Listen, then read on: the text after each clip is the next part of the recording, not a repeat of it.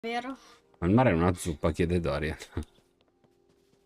Sì, Il perché mare, cosa si mette in una zuppa? il Acqua il salata. mare è un brodo. Zitto. No, è una zuppa. Perché si Oh, guarda, mette... queste sono le mie palle. Che mi hai fatto, toh. Sì. Dorian, perché? Allora ti spiego. L'acqua salata. L'acqua è salata. Devi mettere in una zuppa l'acqua salata. Poi verdura. Dorian, perché non ti fai i cazzi tu?